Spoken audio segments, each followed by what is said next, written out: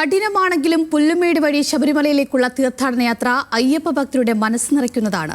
ശാന്തവും മനോഹരവും അതേസമയം ദുർഘടവുമായ ഈ കാനനപാതയിലൂടെയാണ് ആയിരക്കണക്കിന് അയ്യപ്പ ഭക്തരാണ് സന്നിധാനത്തെത്തുന്നത്.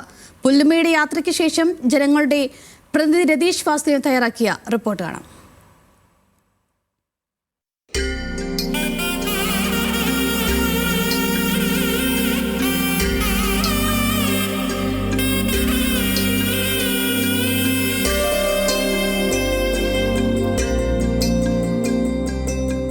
പേരുപോലെ പുൽമേടുകൾ നിറഞ്ഞ പ്രദേശം, തൊട്ടപ്പുറത്ത് കൊടുംകാട്. ഈ കുന്നും കാടും താണ്ടി വേണം അയ്യപ്പ സന്നിധിയിലെത്താൻ.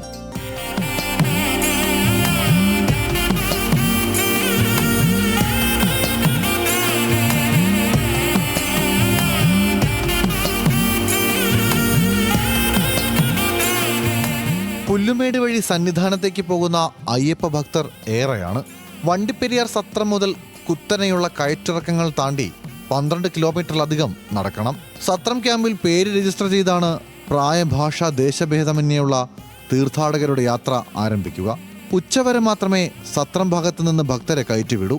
പെരിയാർ കടുവാ സങ്കേതത്തിന്റെ ഭാഗമായ നിത്യഹരിത മഴക്കാടുകൾ നിറഞ്ഞ വഴിയിലൂടെയാണ് ഈ യാത്ര. അതുകൊണ്ട് തന്നെ ഏറെ ജാഗ്രത വേണം.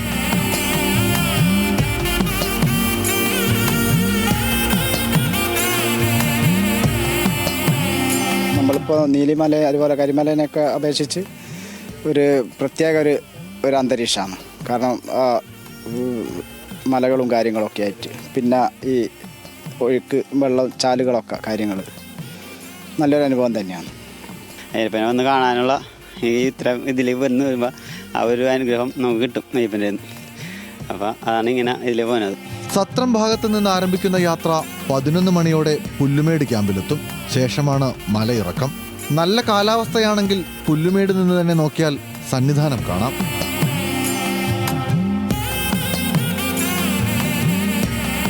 പത്ത് വർഷം മുൻപാണ് മകരജ്യോതി കാണാൻ പുല്ലുമേടിൽ തടിച്ചുകൂടിയ അയ്യപ്പ ഭക്തർ അപകടത്തിൽപ്പെട്ട് 102 പേർ മരിച്ച സംഭവം ഉണ്ടായത്. അതിനുശേഷം ഇവിടെ നിന്നും മകരജ്യോതി ദർശനം വിലക്കിയിട്ടുണ്ട്. എങ്കിലും എല്ലാ സീസണിലും പുല്ലുമേട് വഴിയുള്ള തീർത്ഥാടക പ്രവാഹം പ്രായഭേദമന്യേ സജീവമാണ്.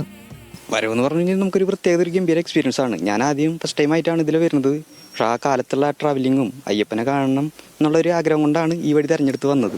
അഴുതയിലെത്തിയാൽ അല്പം വിശ്രമം. ഫോറസ്റ്റ് ക്യാമ്പിലെത്തി ലഘുഭക്ഷണം കഴിഞ്ഞ് വീണ്ടും സന്നിധാനത്തേക്ക്. വഴിയിൽ കാട്ടാനകളുടെ സാന്നിധ്യം മനസ്സിലാക്കി ഭക്തരെ സംരക്ഷിക്കാൻ ഫോറസ്റ്റ് വാച്ചർമാരും ആംഡ് പോലീസുകാരും എപ്പോഴും ഉണ്ടാകും.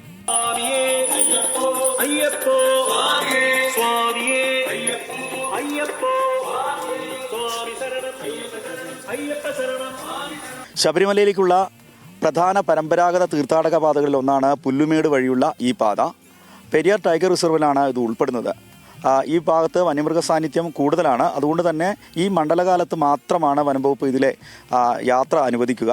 എന്തായാലും ഇതിലെ യാത്ര ചെയ്ത് സന്നിധാനത്തെത്തുന്ന ഭക്തർക്ക് ഈ യാത്ര പുതിയ അനുഭവമാണ് നൽകുക.